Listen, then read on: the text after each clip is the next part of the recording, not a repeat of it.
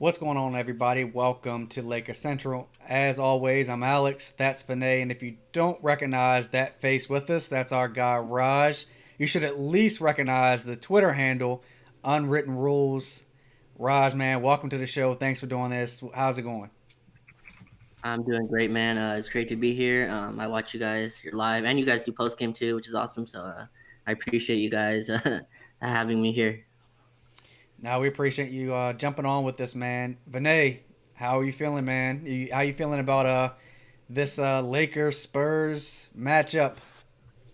I am hoping that we get a win tonight, only because I feel like Lakers Twitter is right on the edge of panic, even though it's only going to be the fifth game of the season. It's Braun's birthday. Hopefully, he's not wine drunk and he shows up serious. I think they announced that LaMarcus Aldridge isn't going to play tonight, so that's kind of nice, just from a win loss perspective. But I'm looking forward to the game, man. No Alex Caruso again, and my eyes, these eyeballs are going to be on Taylor Horton Tucker, somebody that I would like to see take a full opportunity, make use of this full opportunity with no Caruso. I want to see him break out so that Lakers Twitter can laugh at every other fan base about not being good at development like we are. Yeah, I'd like to see THT ball tonight too, man. I mean, if the Lakers lose, Lakers Twitter is going to be in a tizzy as they always are, no matter what. But Mm-hmm.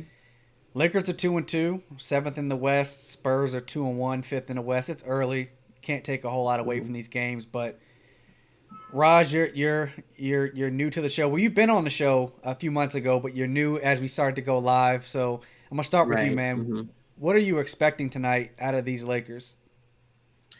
Yeah. So I'm mostly just hoping for a bounce back game from Anthony Davis. I think it was kind of expected for the team to start a little slow, but it just looked like he wanted no part of that game. And to me, he's not a guy that goes like half speed. You know what I mean? It seemed like he wanted to pick it up in the fourth quarter, but it's really tough to get your rhythm that way. And yeah, I just want to see them bounce back. I think it's crazy. Vinay, like you said, Lakers Twitter is already on the edge. Like we won a title 20, like not even 2 months ago. I mean, Yeah. so yeah, they have a little bit of benefit of the doubt. I saw a lot of people blaming like Trez and all that. I mean, these new guys are going to get acclimated, and I just want to see if Schroder can just keep going. Like he has a nice matchup tonight. We'll see. But yeah, that's mostly what I'm looking for. I just want Anthony Davis to go off. I saw that you said, look, Marcus Aldridge is out, and that kind of made me sad because I feel like AD kind of kills LaMarcus. We'll see how I think Poto's starting for him. Vinay, you think AD has a bounce back game? He came out, he hit that first jumper, I think, the other night, and then after that, he looked pretty lethargic. I'm sure he hears the whispers on Twitter, or not, not the whispers, the yells. You think he has a bounce back Yes. game tonight? Yeah, I think he does. He's knock on wood, but I think he always takes the first game back, no matter what his hiatus is like. Just to he takes it like really slow. We talked about it on the post game last time that when he came back after like 4 games last season and showed up for the what's it called the Boston game, that was like super high stakes, obviously because Yeah. it was LA Boston, and he put up he came out really bad, really slow in that game. Kind of picked it up a little bit, but by then the Lakers were already getting blown out by like 30 points or something like that. And it felt like last game it was kind of that. And when I saw his post game comments, I know he mentioned that he didn't want to like break up the flow of the game. Like he noticed that like probably he was sitting on the bench last when the Lakers played the Wolves, and he saw how everybody was rolling. So maybe he thought that he didn't want to like kind of break any of that energy and stuff like that. But we don't need Anthony Davis to go with the flow. We need him to be Anthony Davis because that's the only way we win these games.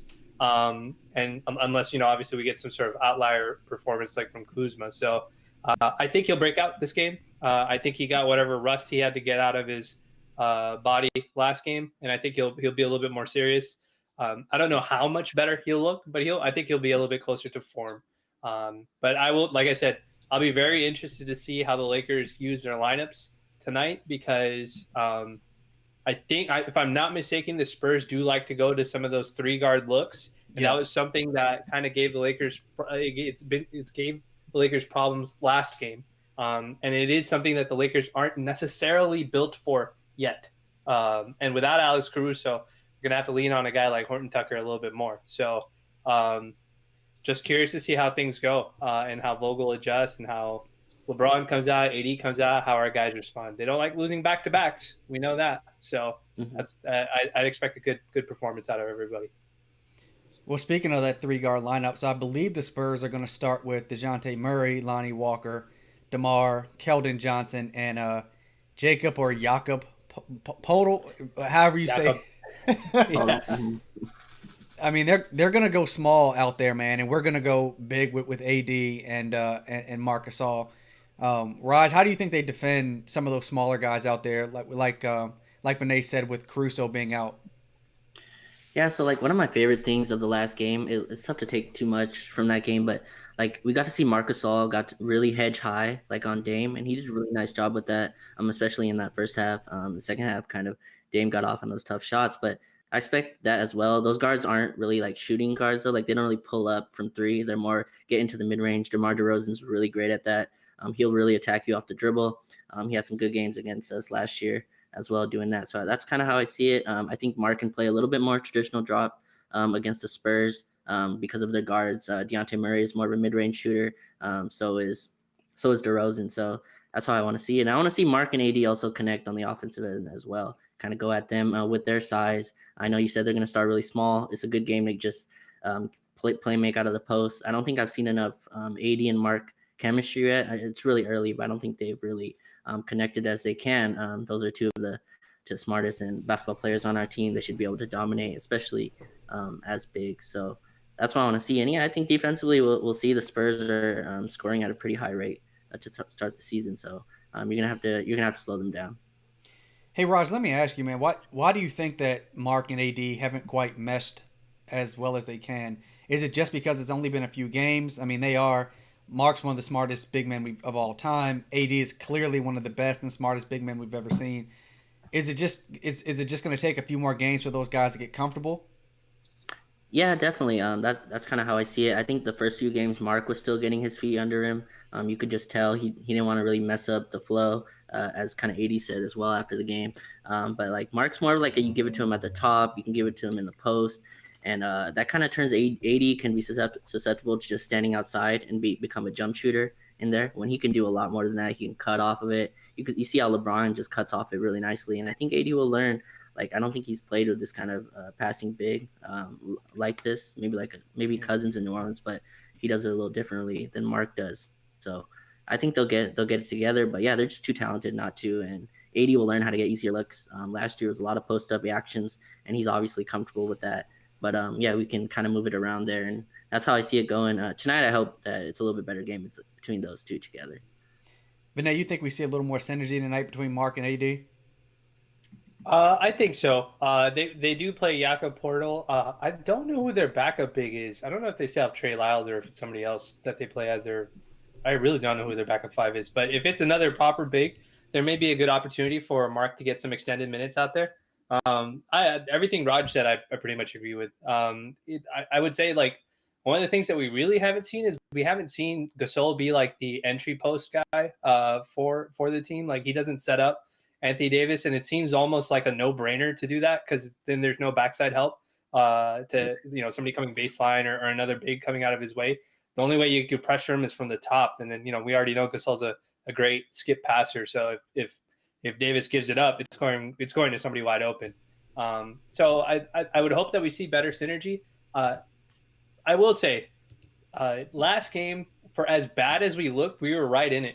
So that kind of gives you an idea of like what the margin of error was for this team. Like they can look pretty bad, like miss a whole bunch of shots, go like 7 minutes where only one guy is scoring the entire time and nobody else can make a shot, and you could still have a chance to win the game. And that I think that bodes well for our team. But I think ultimately it'll come down to like having good quality defense. We had a lot of defensive breakdowns. Raj, I know you mentioned that on Twitter afterwards, that there was tons and tons of defensive breakdowns. Guys not closing out or like nobody rotating over. So there's just somebody wide open standing at the rim. We were gambling. There was a play at the end of the game where Dame back cut somebody, and then LeBron, instead of just like, stunting it or cutting off the lane, he tried to go for the steal, and then he couldn't get it. And then Dame got a layup instead. So like small stuff like that can end up like, if the Lakers play the way that we expect them to, Um, uh, we don't have that kind of situation. A game where we lost by a couple points, maybe a blowout in the other sense. And I'm keeping my fingers crossed that we don't get some sort of like crazy nuclear performance from somebody on the Spurs bench, just like Patty Mills or somebody that comes in and just lights us up. I don't even know if Patty Mills still plays for him, but if he does, like hopefully they're like on top of him and he doesn't come in and start raining threes on us like Gary Trent Jr. was, because I mean that was really the story of last game, and I think if they clean all that stuff up, they'll be fine. Yeah. So Patty Mills, go I ahead, was gonna say Raj. to your point. Yeah, to your point. I was rewatching the fourth quarter because I really don't like myself, obviously. And but like they still really needed Gary Trent to go off, right? And also like Dame had a like bank in a three, and then Yeah. I think CJ also hit a really tough like contested pull up, and that was just to win the game, right? And I think the floor of this team is really high because of the additions of Schroder and Harrell. To your point, Yeah. even with AD not playing well. And then like Mark and AD, they had this play last game. Vinay, I know you know, Alex, you probably seen it, where like AD ran a pick and roll with Mark at the free throw line. I think you saw that, and that was like I was like, oh, this is like amazing. And then AD hit him, and Mark got an and one. I was like, yes, like that's like the vision. I guess you can kind of see like them two kind of learning each other off of there. Yeah, and it's a look that teams don't practice against, right? How many teams actually practice a 4-5 pick and roll defense? Because how many 4-5? Maybe outside of Durant when he plays a 4, or somebody who gets moved to that 4 spot. Even then, you're not really defending with a traditional 4 and a traditional 5. That's pretty cool. It was a cool wrinkle. I thought that they had the one that I tried to highlight was that little trio play that they had where I think Schroder came off the pin down off of a Braun screen, AD screen, sent it back to AD, and then Braun back cut for a layup, which was like a perfect pass by AD.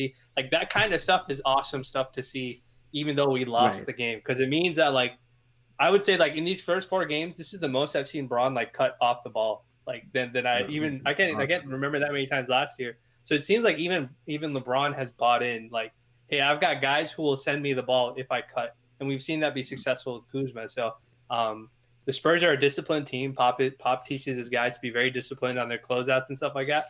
So using the pass is where we'll get the advantage and stuff like that. Outside of obviously our superstars drawing double teams. So we'll get to see. We'll get to see a good battle. I think between both these teams.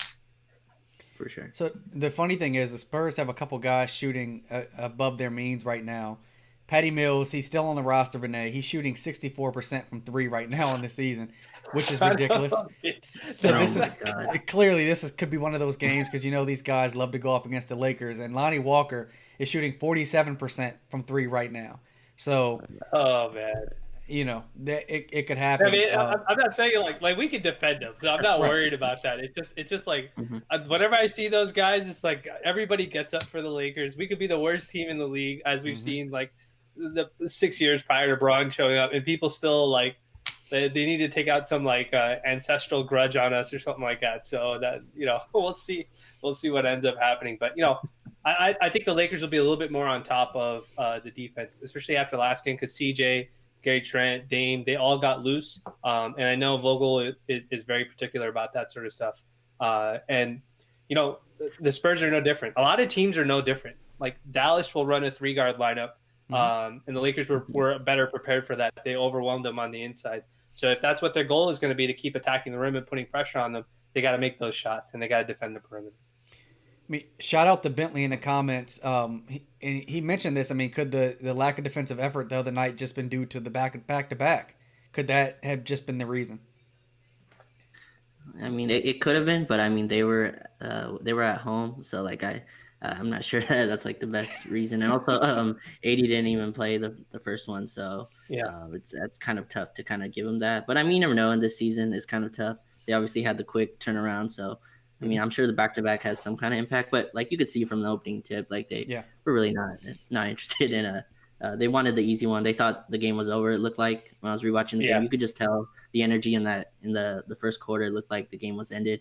AD kind of just was like, okay, this game is done. I don't really need to try. And then LeBron checked out and all hell broke loose. So that might have been a reason, but I'm not giving them that as a reason for a loss. And Victor in the comments, he's asking about how do we see AD coming out. And Victor, we talked about this a little bit earlier in the pregame. We all agree AD should have a bounce back game. There should be no excuse for him having 2 duds in a row. But I am curious how you guys think LeBron is going to play. It's his birthday. You think we get one of those vintage LeBron 30-point triple doubles tonight? I hope so, because that would be nice. Well, I'll tell you this: if he comes in and he starts missing point blank layups, he's definitely not sober. That's what I think. So hopefully he's not doing stuff like that. Maybe he's drinking some I of think he'll have. that tequila he's selling now. Yeah, man, Lobos or Los Lobos, whatever it's called. But I, I think they'll take it seriously. They don't like to lose 2 games in a row. That seems to be something that really bothers the team when they don't when they go on a losing streak. And I think they're also kind of aware of like how the fan base kind of operates behind them. Like 1 game, all right, some of us can kind of excuse it away, some outlier performance. But 2 games now, we're already like, while other teams may lose 4 in a row, they'll be like, oh, it's all right. We're only, we're just happy to make the playoffs. Lately, Lakers Twitter obviously has much higher standards, and the fan base has much higher standards. So I think he'll come out pretty serious. I don't know if he'll come out scoring. To be fair, the past 2 games he has. He's come out like aggressive, looking for a shot, and every time he does that, it seems like everybody feeds off of that energy. Against Dallas and against the Timberwolves, he came out a lot of energy. The Lakers kept that energy going once he went to the bench. Against just as Raj said, against Portland, he came out with that energy. We went up like 17-5 or some absurd number like that, and then once he went to the bench, like the energy just completely went flat. So it's just, if he keeps doing that, I think it's good for the Lakers. We just have to sustain it. The bench has to keep sustaining that energy and stuff like that. So I think he'll come out the same. It seems like he's like racking up like double-digit points in like the first quarter, and then he's just like chilling out for like 6-7 minutes before he has to actually come back in. So it sounds like a pretty good gig if you ask me. A lot of people ask me like, how does the 35-year-old LeBron, 36 today, 35-year-old LeBron come out with all this energy, and the 27-year-old Anthony Davis comes out all flat. I'm like, that's what makes him LeBron James. Like he can chill for a game and still put up 29 points. You know what I mean? Like he knows how to impact the game even while going out. And I think Anthony Davis is still learning how to impact the game without going full throttle. I think that's something you learn as time goes on. I don't think that's something that you just have with you. So I think LeBron will still come out, get his numbers. I don't expect him to go 100% in these early games, but he'll still produce and do what he needs to get the win, I feel like. Raj, how is Dennis Schroder? I always say Schroder on the podcast, Vinay, but I should be saying Schroder. I think I'm gonna keep saying Schroder until I get it right anyway, so it's fine. But Raj, how has Schroder looked to you in the starting lineup with this team, or overall, how has he looked to you? Man, he's looked great. He's been as advertised, in my opinion, offensively. I was a little worried about the fit in the starting lineup. I thought that they should go with a little more traditional wing, but like he's looked great. He really gives them something that they didn't have last year, like a dimension that they didn't have. It allows LeBron to kind of just kick it forward. LeBron can be at like half court while Schroder's running like a ball screen on the side, and they'll score. And I think that's just amazing. That just allows him to kind of relax during the game. And I've been like most impressed with his defense. I don't know what you guys think, but I'm like rewatching the games. Like I'm watching him guard Luka, and he's like in his chest. I'm watching him guard Dame, and he takes these like personal. Like he doesn't really like. I know not back down is such a cliche kind of thing to say about a player, but like he's really like in your face. He doesn't really like see him as below these superstar level players. Now I think Dame is a different kind of guy. I wouldn't talk shit to Dame in my opinion, but you know what I mean? I just kind of like that. He's the wrong guy to go about. But yeah, exactly. Saw what happened to Paul George. Yeah, for sure. But I wouldn't go at him, but like still just to be able to do that, to have the like mindset, like, no, I'm right here with you. Like I'm playing you basket for basket. Like you pull up, I can pull up. Like you hit a shot off a screen, I can do it too. Like I just love what he brings. And I kind of want him to keep starting. I was on bring him off the bench to start the season, but like watching him with the starters, I just think he brings too much not to just keep him in that lineup for now. Vinay, we talked about that. Like he isn't backing down. He doesn't appear to be afraid of any of these, Luka or Dame or any of these, superstar guards that he's going up against. Yeah, so I would say that was probably the aspect of him that I did not really expect, like at all. Like like I knew he was a good I knew he was a competitor, but I didn't think he was a competitive defender. He struck me more as like a guy like, oh, if my guy scores on me, I'm gonna make sure I go and I score back on him, like that sort of competitive nature. But he does have like this like Rondo-esque demeanor to him, where you Mhm. don't see it like very outwardly, like like his expressions. Like this is the reason why I love that Pete Laker film room is sharing this kind of stuff is like because he gets access to some of that like in between the play kind of stuff, so you can see like you can see Schroeder's facial expressions. Like he kind of hides what his emotion is. Like when he's talking Mhm. trash to Dame, he gets real close to Dame, and so like the cameras can't see him saying anything to him and stuff like that. So I think that kind of stuff is stuff that we don't get to see, but because we have a really great fan base, people are able to unearth that kind of footage. But it's actually kind of refreshing because the Lakers haven't had a guy who has that sort of attitude, when it comes to that sort of thing, especially out of that position specifically. Like we know LeBron's a fiery, competitive guy.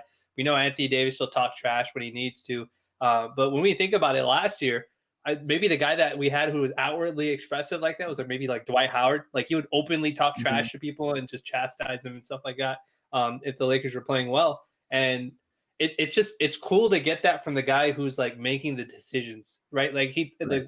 we always think of point guards as like the head of the snake traditionally on many positions. For the Lakers, we know LeBron is the head of the snake for this team, at least on the offensive end. But now he's got like this partner in crime that let me Exactly. go talk the trash for you. Let me go get in their heads. Let me go like distract Name and now and he said something to him at the beginning of the game, and then all of a sudden Yeah. Dame was trying to take like these 30-footers that were terrible shots, and like kind of out of the rhythm of Port, not within the rhythm of Portland's offense. And I was like, oh, okay, something happened because these two guys said something to each other, and now Dame's like, he's like in Dame's head in the sense that like Dame is not playing his offense. He's doing like what he Right. wants to do as opposed to what Portland wants to do. Obviously, we lost the game at the end, and Dame got he closed the game out against us. But it's cool to get to have that, to have a personality Right. like that on our team, because that was something that everybody was saying we didn't have last year. This team didn't have dogs and all that kind of stuff. But now we got a bunch of guys who are very serious about who they are, and they'll get in your face too. We've got guys like Markeith. We've got guys like Schroder. We've got like Montrez. So we've got some real personality on the team. I think um, I think that's pretty awesome. And I think when we have to play against guys that are not Damian Lillard, that'll go a long way towards like being more disruptive to the other team.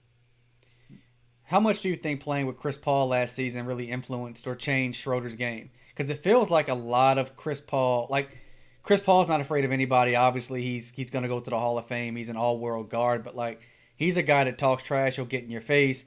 He's one of the baddest point guards we've ever seen play. But it feels like a little bit of him rubbed off on Dennis Schroeder. Oh, absolutely. And you can even, I think even Schroeder said this, Schroeder. He said this in one of the post games. Quotes, he's like, he learned a lot from Chris Paul. And I think like you learn from, like, how could you not, right? You learn from the Mm-hmm. superstar players. You could just tell in his control. I don't remember him being this like controlled in a pick and roll, at least in Atlanta, or at least before that. I just Yeah. don't remember him being this good at being able to control and score when he needs to. He obviously has found that mid range shot is a go to for him. Like you could just tell how confident he is when he comes up with that. And that looks like something he gained in Oklahoma City. So yeah, you could just tell that it's rubbed off on him, and he just looks so confident. And Vinay, like you were talking about, he has like that edge to him, and I love that. Like he won't wait for you, right? Like Yeah, he can. You could just see early in the game, he's like, "Oh, Anthony Davis, you don't want this? All right, just come set the pick for me. I got this. Like I'm scoring, I'm getting to the rim, I'm finishing yeah. and ones, I'm hitting floaters. Like it's cool to have a guy with this kind of edge on the team."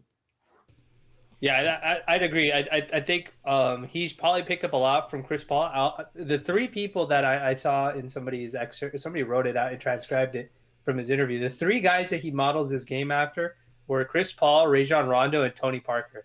And if Mm. you watch him play, you can see all different elements of what he is. The way that he kind of like you said, Raj, like gets into people's like dribble space, so they're not Right. comfortable like dribbling the ball in front of them. They have to kind of turn over to the side a little bit, so now the pass is a little bit harder, or it's just Mm-hmm. not comfortable. That's a Rondo thing. Rondo does Mm-hmm. that. Like even if he knows he's Yeah. not going to get the steal, him turning you a little bit that's his like mental game that he likes to play. The short hop Right. floater that he does off the wrong foot and stuff like that. That's Mm-hmm. all Tony Parks. Tony used to do that all the time. That was like his thing that he used to Right. love doing. And then Chris Paul, like you just said, navigating it in the mid range. There's nobody better in the league that navigates the mid range like Chris Paul does. And like I keep using the word. I think I tweeted it to you. Like he's slithery. Like the way he kind of moves around the court, it's just within the flow of where everybody's at, and it's great, man. That speed, like when you pair him and Anthony Davis, it's kind of jarring, the speed. Like if you're a big guy and you've been dealing with Anthony Davis the whole time, and all of a sudden you have to defend Schroder in a pick and roll, that speed catches you off guard. And I think that's like a very underrated part of his game that seems to work really well in his favor.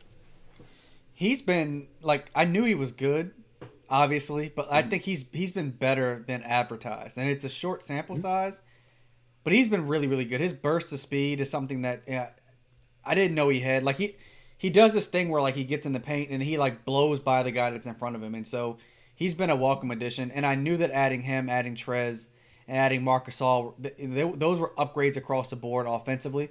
Lakers are averaging 120 points per game, which is crazy, and I don't know if that's sustainable throughout the rest of the season.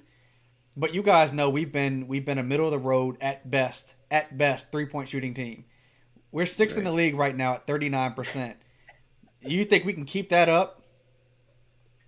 I mean, I feel like we can. Like the shots we're getting are pretty good, right? They're pretty much like they're pretty open. I feel like Wes Matthews hasn't even started hitting yet, so I'm surprised that you said it was that high. I feel like we're getting pretty open looks. Kuzma's kind of been inconsistent for the last few games, but his shot seems to be he seems to be getting the shots that he wants. LeBron's getting open looks. Anthony Davis. So yeah, I think we can still keep it up. I think this team's a better shooting team than we were last year, at least just on paper, at least. So hopefully it's kind of weird having a Laker team that can shoot. That's really strange. Like that just does not happen very often. But that's why we're getting some of these blowouts, like the Minnesota and the Dallas blowout. We weren't blowing out Dallas necessarily the same way. Like if we did, it was because we were like super crazy lockdown defense and they couldn't score. We're forcing a shit ton of turnovers. But like even the Dallas game, they were scoring at a decent. Like Josh Richardson turned into Ray Allen or something like that in that game, and like, and we just couldn't miss. Like and I feel like that is a difference that this team still has to adjust to. And I think that's why sometimes we get defensive lapses like we got the last game, because we had 2 games where we were just shooting so well that we probably just thought we could outshoot the other team, and we have to get back to some of our defensive principles.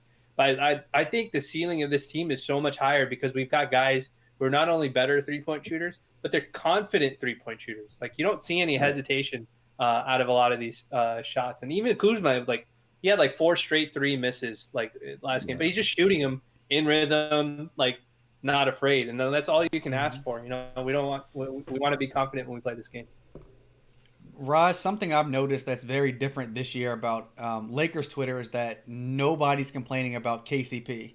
Like, I mean, as you know, the last few years he's been at the forefront of Lakers Twitter complaining. But what are you saying out of KCP right now? Yeah, man, he's just like Mr. Consistent. Like I tweeted this before. Like every time he shoots, I think it's going in, which is such a large gap from where we were. But I watch him now. Like I'm surprised when he misses. He makes good decisions in transition now. Like it's just like I trust everything that he does. He's become a really great cutter. He works well with Marc Gasol like on those handoffs, and he's become just like a really like high basketball IQ player, which is just really crazy after like that first. Like everyone knows, they watched those first 3 years where he was, our first 2 years he was here. That was just a really struggle, and I don't know if that was coaching. I don't know if that was confidence, but he just looks so comfortable now. He knows that he's like a stay in the rotation, right? Like he's not fighting for minutes. He knows exactly when he's gonna play. He knows the shots that he needs to take. He gets to the rim. He's even like pump faking and like getting fouls, which is like crazy to me to see KCP do that. So. No, he's been great. He's been consistent. I'm not sure what he's shooting from 3 right now, but I think it's pretty high from I remember. He seemed to be hitting his shots. So yeah, it's great, and he's playing good defense. He's like getting into guys. He's chasing off the screens. He's still not like a great defender, but he can really do well on guards, especially quick guards. I expect him to play a lot tonight against that 3-guard lineup that you talked about, Vinay. So yeah, I expect him to keep being consistent, which is just a crazy thing to say from a year ago. Well, he's shooting 50% from 3. I mean, that's ridiculous. Yeah. He's turned into like a hard hat lunch pail kind of guy. He just kind of goes in, Oh plays his man. defense, runs his corner, runs his transition breaks, gets maybe gets a nice breakaway dunk or something like that from time to Mhm. time.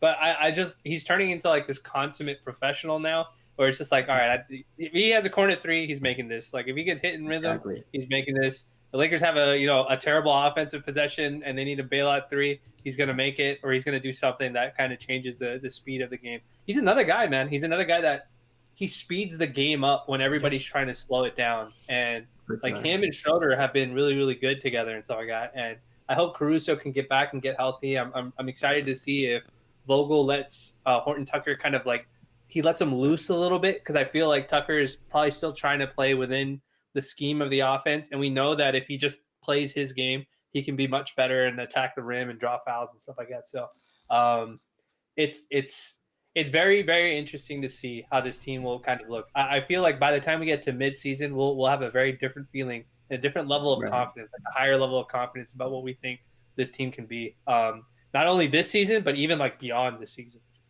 Right. Vinay, like because KCP has shown us that he's 27 years old, and he's shown us that you can improve, you can become more consistent as you get older. Is there a hope for Kyle Kuzma that he can become more consistent as he gets older? Because I know a lot of Well, people look, don't think you can get better at his age. I'll tell you this. People think Paul George could be a better player, and he's like 31 years old, and he's been in the league for fucking 10 years. So if Paul George, at the age of 31, can be a better player, I'm sure that 25-year-old Kyle Kuzma can be a better player. He has obviously some natural things that he's very, very good at. The cutting, the soft touch off the backboard, all that kind of stuff. He's good at that. The stuff he's not good at is the stuff that he has to learn to improve on. So my look, he's playing within the role that the Lakers are asking him to play, and he's being Right. compensated as if he's a starter, because $13 million is starter money. But I'm happy with that. My stance has been, don't look at Kyle Kuzma's inconsistency on the offensive end, because he's playing next to like four guys that could be 20, 25 point scorers any given night. Instead, look at him. If you want to get mad about his inconsistency, look at him at least on the defensive end. Say, look, hey man, he's not sliding his feet this game. He's completely discombobulated mentally and not following his guys and stuff like that. So that's how I've kind of changed my perspective on him. He'll have some games where he gets super hot, like the Timberwolves game, and then he'll get games where he'll go like literally like 10, 12 minutes of game time and never touch the ball, or not touch the ball, but like just be making passes and never get a shot on.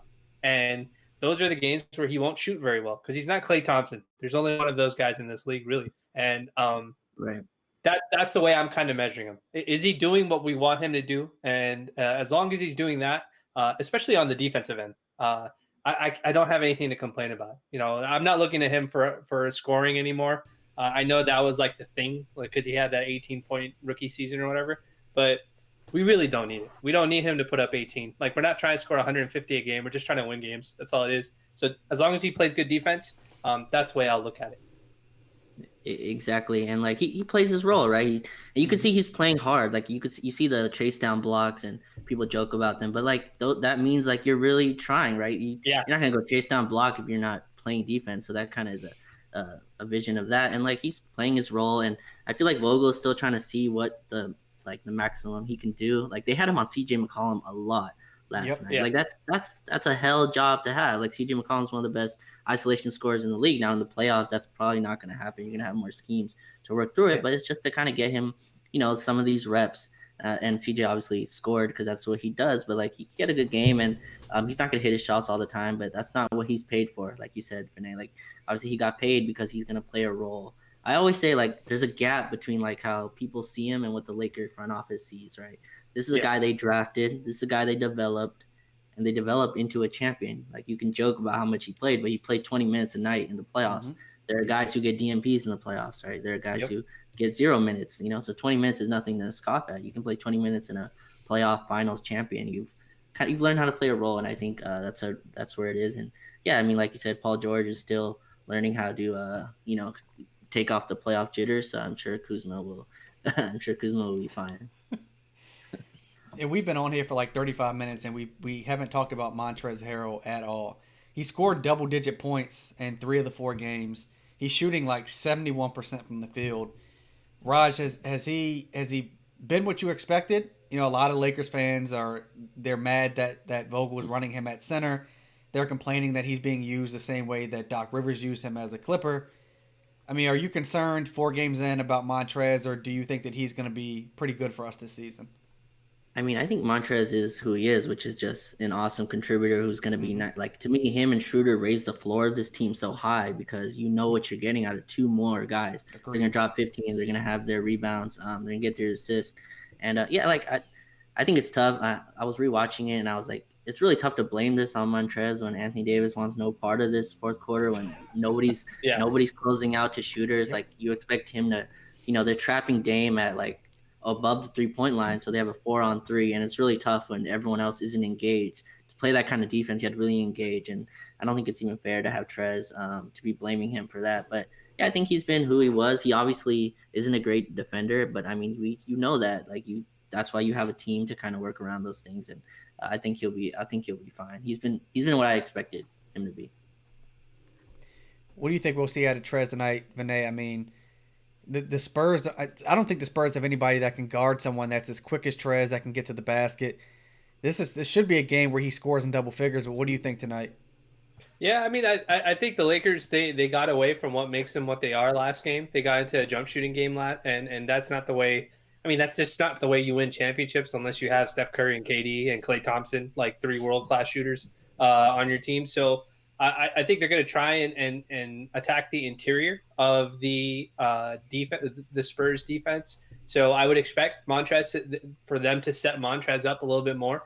I expect a bounce back game from him. I think Raj said it best. We know what we're going to get out of him. We're going to get a lot of rebounding. We're going to get a lot of hustle. We're going to get a lot of scoring.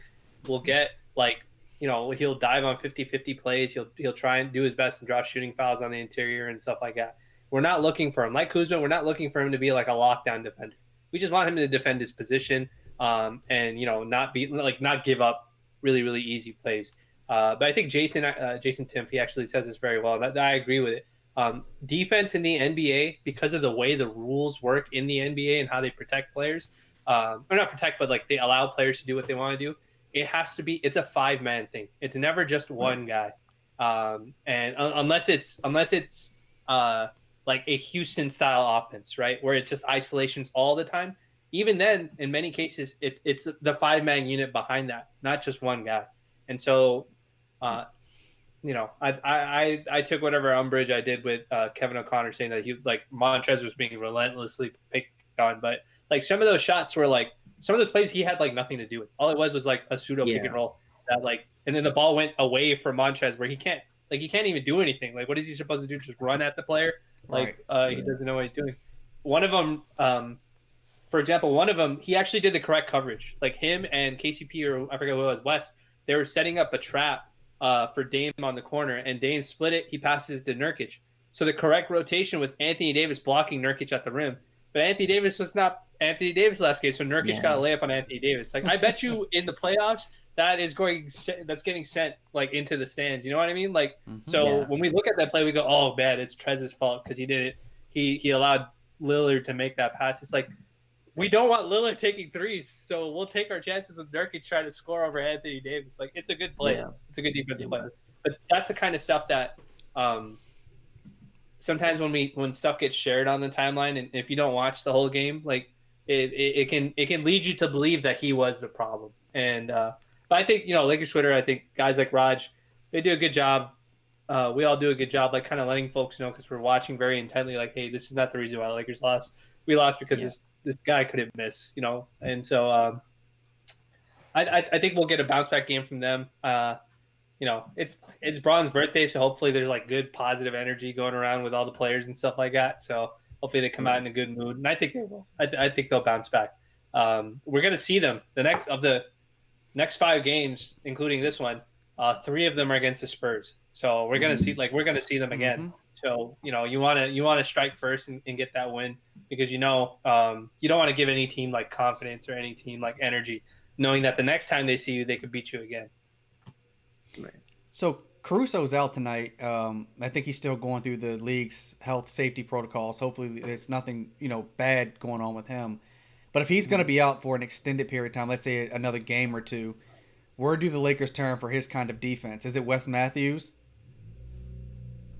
Well, yeah, I mean, this team is deep, man. Like, I feel like it's deep enough to kind of take the Caruso is obviously a great part of last year's team, and I think he's still getting his footing. Like you could tell, he's Yeah. still not in a rhythm. His 3-point shooting is there though, which is kind of strange. His offense is ahead of his defense, in my opinion. But yeah, like it's kind of tough to kind of see this team is really deep. So I think those minutes just probably go to THT, who's been great. Like I don't even see THT anymore as like some rookie like. I'm not like, oh Yeah. my God, like he scored. I'm like, oh, that's what he's going to do. Like he's going to attack a closeout and score. So like, I don't even see it anymore as something that I need to like bring up anymore. But yeah, I think those minutes go to THT. You still have to find minutes for Markieff Morris. You still have Wes Matthews still have Wes Matthews trying to get in a rhythm. So maybe this could help. And then hopefully Caruso is ready to go pretty soon. Cause obviously he's a big part of the team. Yeah. I was going to say that like, if Lakers Twitter uses the same standard we use for Kuzma, the first impression is the impression that we hold you by. So him putting up like 32 in the preseason game, like you had people like, "Hey man, like, do we even need some of these guys on our roster right now?" I was like, "Relax, yo, like we got to see him. Like we've got to give him a chance." But I think if nothing else, this is a good trial by fire situation for him, like him getting to real NBA game time because. The Lakers may be playing the long game and trying to stay healthy for the playoffs, but for a guy like THT and for these teams like the Spurs, the Mavs, the Timberwolves, these are teams that are looking at the Lakers and going, "Hey, like we need to make sure that we're on the same level as these guys." And the only way we're going to know is if we kick their butt in regular season. So we're going to get those kind of shots from other teams and stuff like that. And I think it's a perfect opportunity. Obviously I hope Caruso's situation isn't worse than what's being told to us, and I hope he recovers to like 100%, whatever that is. But I think it is very, very good for Tucker, for us to be able to see Tucker. It's almost like kind of cosmically cool that he's getting this opportunity this early, because that was a question, like how do we deploy him? How do we use him? Because we've got to get him minutes. And so obviously we don't want somebody to get hurt, and that be the reason he's getting minutes, but or get sick, and that be the reason. But it's a good opportunity, and he's clutch.